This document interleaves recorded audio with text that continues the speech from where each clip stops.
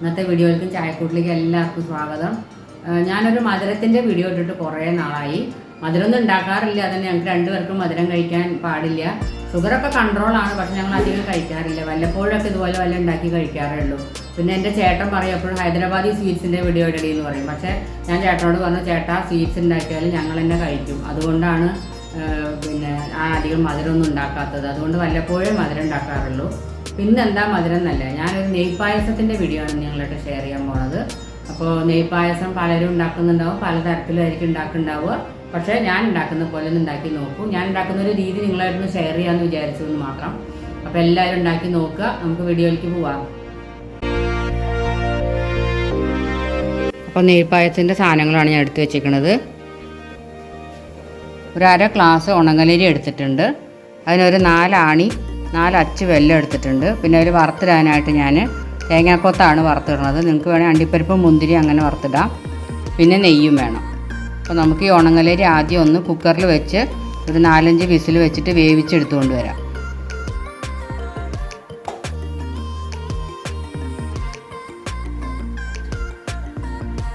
ഇതിനൊപ്പം തന്നെ നമ്മൾ ശർക്കര ഉരുക്കി വെക്കണം. കല്ലും മണ്ണും ഇല്ലാത്ത ശർക്കരയാണ് നമുക്കിതിൽ നേരിട്ടിടാം. കല്ലും മണ്ണും ഉള്ളതായതുകൊണ്ട് ഞാൻ ഉരുക്കിയിട്ടാണ് ഇതിൽ ഒഴിക്കുന്നത്. അപ്പോൾ അത് വേറെ ഉരുക്കാൻ വെക്കുന്നുണ്ട്. ഇതൊരു 4 വിസിലോളം വരണം എന്തായാലും. അത് നല്ലോണം വെന്ത് വരട്ടെ.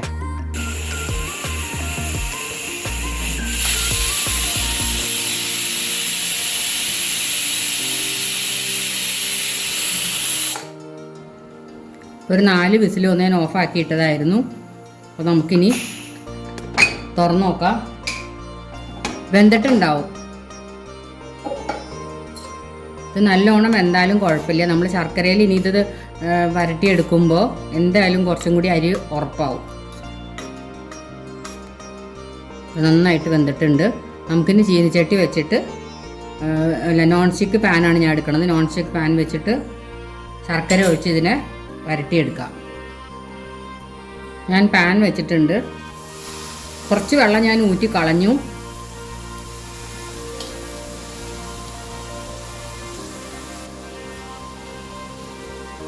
ഇനി നമുക്ക് ഉരുക്കി വെച്ചേക്കുന്ന ശർക്കര ഇതിലേക്ക് ഒഴിച്ചു കൊടുക്കാം.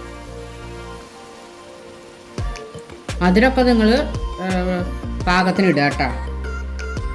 ഇതിപ്പോൾ 1/2 ഗ്ലാസ് അരിയാണ് എടുത്തിരിക്കുന്നത്. അതിലേക്കുള്ള ശർക്കര ഞാൻ പാകത്തിന് ഇട്ടതാണ്. ഇരട്ടിപ്പായസം അല്ല ഇത്. ഇരട്ടിപ്പായസം ആണെങ്കിൽ ശർക്കര കുറേ വേണ്ടി വരും. ഇതിപ്പോൾ ഞാനൊരു നെയ്പായസം എന്ന് മാത്രമേ കണക്കാക്കിയിട്ടുള്ളൂ.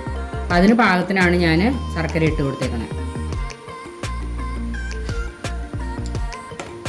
ഇനിയിപ്പോൾ ഇത് ശർക്കരയിൽ കിടന്നിട്ട് ഈ ശർക്കര വറ്റി നല്ലൊരു കട്ടി പരുവത്തിലേക്ക് വരണം. അപ്പോഴത്തേക്ക് ശർക്കരയൊക്കെ അരിയിൽ പിടിച്ചിട്ട് അരിക്ക് നല്ല മധുരമായിരിക്കും. അപ്പോൾ നമ്മൾ നല്ലോണം വേവിച്ച അരി ആയാലും ശർക്കരയിൽ പിടിച്ചു കഴിയുമ്പോൾ ഒരു ഉറപ്പ് വരും ചെറുതായിട്ട്. ഇനി നല്ലോണം തിളച്ചൊന്ന് കുറുകി വരണം. നമുക്ക് ഒരു നുള്ളു ഉപ്പ് ഇട്ട് കൊടുക്കാം അതിലേക്ക് കേട്ടോ.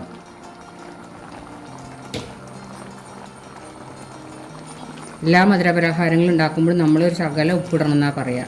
എന്നാലേ എല്ലാ ടേസ്റ്റും കൂടി ബാലൻസ് ആവുള്ളൂ. ഇനിയും വറ്റാനുണ്ട്.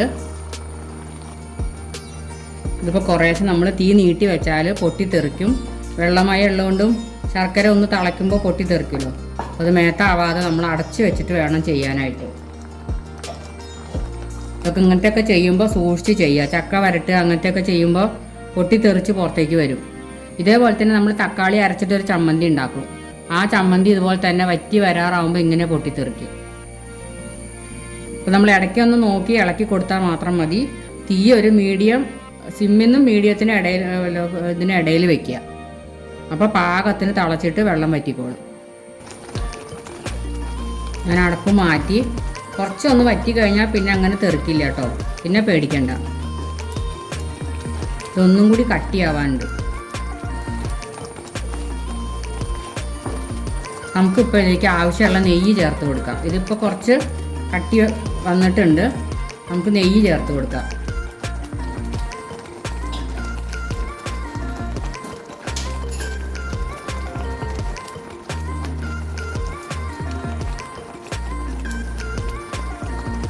ഇനി നോക്കിയിട്ട് ചേർക്കാം.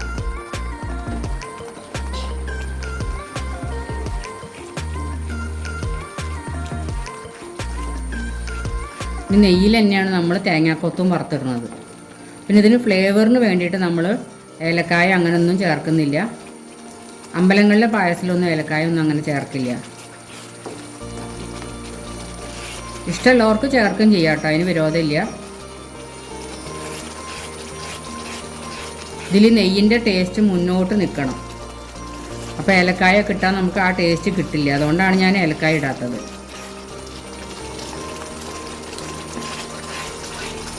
പുതിയ വക്കത്തു നിന്നൊക്കെ വിട്ട് വന്നു തുടങ്ങിയിട്ടുണ്ട്.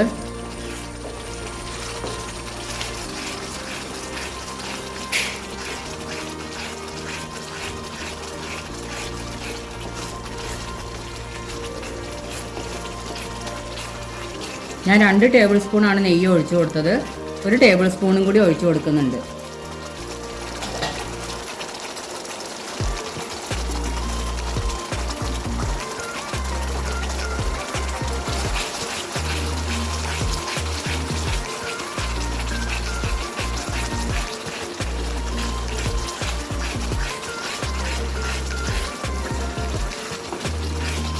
ഇത്രയും കട്ടിയായാൽ മതി, നമുക്ക് ഓഫ് ചെയ്യാം. ഇനി ഇരുന്നിട്ട് കുറച്ചും കൂടി ഇത് കട്ടിയാവും. ശർക്കര അല്ലേ, അത് തണുക്കുമ്പോൾ വീണ്ടും കട്ടിയായിക്കോളും. അപ്പോൾ ഈ പാകത്തിന് നമുക്ക് ഓഫ് ചെയ്യാം. ഇനി നമുക്ക് നെയ്യിൽ തേങ്ങാക്കൊത്തും കൂടെ വറുത്തിടാം.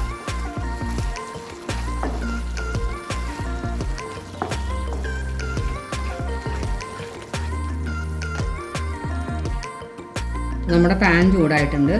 കുറച്ച് നെയ്യ് ഒഴിച്ചു കൊടുക്കാം.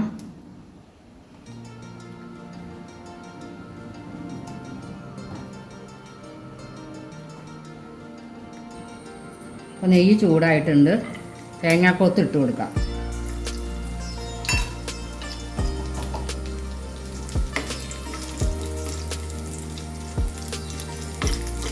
തേങ്ങ നല്ല ബ്രൗൺ ആവണ വരെ മൂപ്പിച്ചെടുക്കണം. ഇതിന് പകരം നിങ്ങൾക്ക് അണ്ടിപ്പരിപ്പ് മുന്തിരി ഇഷ്ടമെന്ന് വെച്ചാൽ അത് ഇടും കേട്ടോ.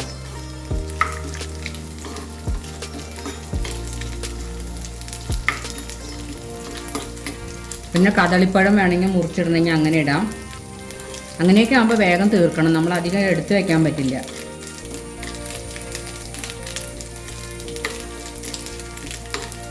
തേങ്ങാക്കൊത്താണ് ഇതിന് ഏറ്റവും ടേസ്റ്റ്, അണ്ടിപ്പരിപ്പും മുന്തിരിയെക്കാട്ടൊക്കെ.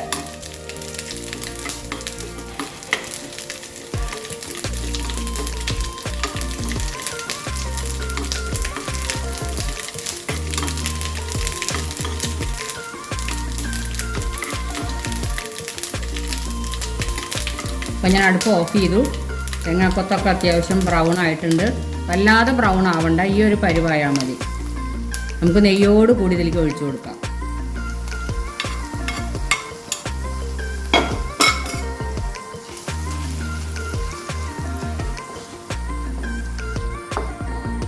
നമ്മുടെ നെയ്പായസം അടിപൊളിയായിട്ട് റെഡി ആയിട്ടുണ്ട്.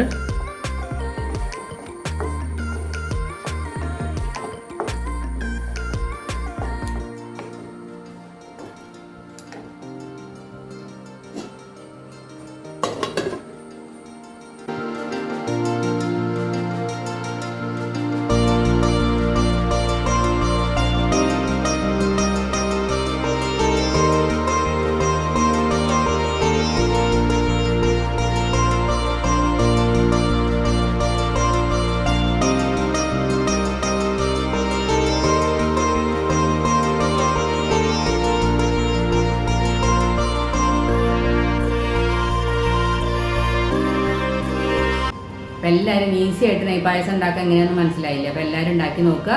ഇനി വിശേഷ ദിവസങ്ങൾ കുട്ടികളുടെ പിറന്നാളൊക്കെ വരുമ്പോൾ നമ്മൾ ശർക്കര പായസം നമ്മൾ അധികം വീട്ടിൽ ഉണ്ടാക്കാറില്ല. അധികം എല്ലാവരും സേമിയ പായസം അല്ലെങ്കിൽ പാൽപ്പായസം ഉണ്ടാക്കും. ഇപ്പം അല്ലെങ്കിൽ റെഡിമെയ്ഡ് അടയൊക്കെ കിട്ടുമല്ലോ, ഡബിൾ ഹോഴ്സിൻ്റെ ഒക്കെ കിട്ടാറുണ്ട്. അപ്പോൾ അത് മേടിച്ചിട്ട് ഒരു വിശേഷം വന്നാൽ നമ്മൾ പെട്ടെന്ന് ഉണ്ടാക്കി തീർക്കാനാണ് നോക്കുക. കൂട്ടാനുകളും ചോറിനൊക്കെ കുറേ സമയം കളയും. നമ്മൾ പായസം ഇതുപോലെ ഇൻസ്റ്റൻ്റ് ആയിട്ട് എന്തെങ്കിലും പെട്ടെന്ന് മേടിച്ചുണ്ടാക്കും. പക്ഷേ കുട്ടികൾക്ക് ശർക്കര പായസത്തിൻ്റെ ടേസ്റ്റ് നമുക്ക് അറിഞ്ഞു കൊടുക്കണം. അമ്പലത്തിൽ നിന്ന് മാത്രമാണ് നമുക്ക് ശർക്കര പായസമൊക്കെ കിട്ടാറുള്ളത്. അധികം വീട്ടിലാരും ഉണ്ടാക്കാറില്ല എന്നാണ് എൻ്റെ അറിവ്. അപ്പോൾ ഇതുപോലെ എല്ലാവരും ഉണ്ടാക്കി നോക്കുക. കുട്ടികൾക്കൊക്കെ കൊടുത്ത് നോക്കുക, ഇഷ്ടപ്പെടും. അപ്പോൾ നമുക്ക് വേറെ വീഡിയോ ആയിട്ട് വരണ വരെ